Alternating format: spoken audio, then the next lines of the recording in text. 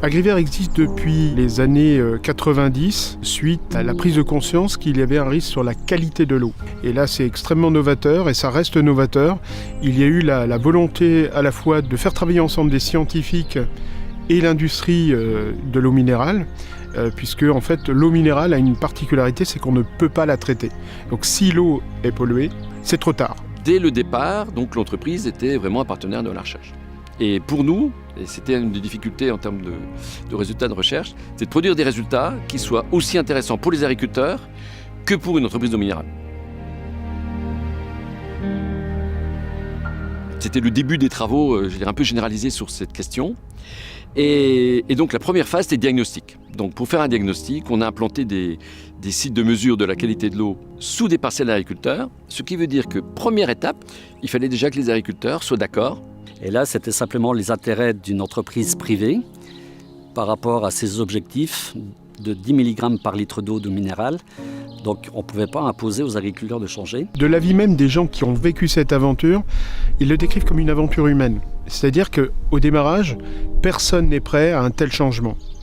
Mais lorsque l'on va voir, qu'on explique, on prend le temps d'écouter, et qu'après on construit ensemble, on co-construit en fait ce qui va être demain le modèle où tout le monde va être impliqué, eh ben ça marche.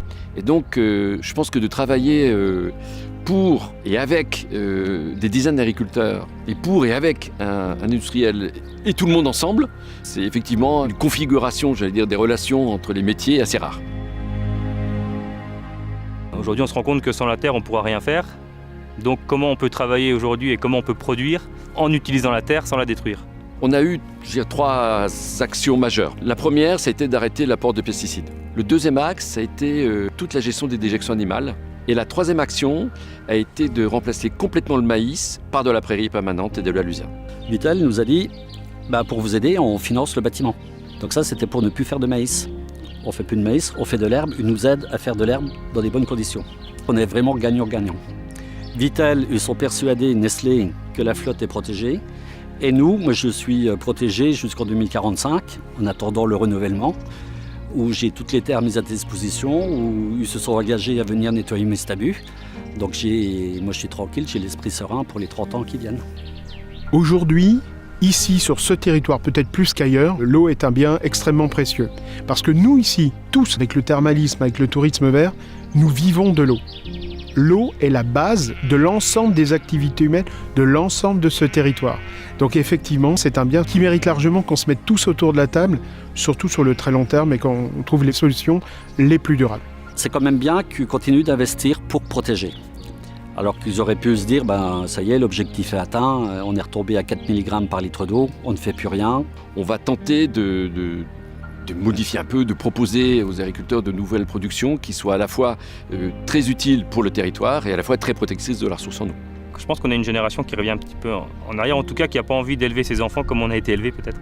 Et on a un rapport différent avec la planète et j'ai l'impression qu'on a aussi envie d'inculquer à nos enfants. C'est parce que nous on ressent comme nos parents l'ont fait à leur époque, c'est-à-dire que nous aujourd'hui, derrière moi on a replanté des haies. Les personnes il y a 40 ans les ont toutes arrachées. Pour travailler différemment, parce qu'à l'époque-là, ils avaient besoin de produire et puis ils ont travaillé en arrachant les haies. Aujourd'hui, on les replante. On réintroduit, et c'est là-dessus qu'il faut qu'on réfléchisse encore pour les prochaines années, on réintroduit des formes d'agriculture qui utilisent de plus en plus de régulation naturelle. Ce que fait Nestlé au niveau de la protection de l'eau, forcément, c'est une grosse différence avec ce qui se fait autour, c'est certain. Et tout ce travail, ça a donné lieu à la rédaction de 8 thèses, avec plus de 40 chercheurs qui sont venus dans la région. Et donc, ça reste encore une histoire quelque part qui est unique. Venez à Vitel, vous verrez à la fois des endroits formidables, un bien-être, un environnement préservé qui est absolument hors norme.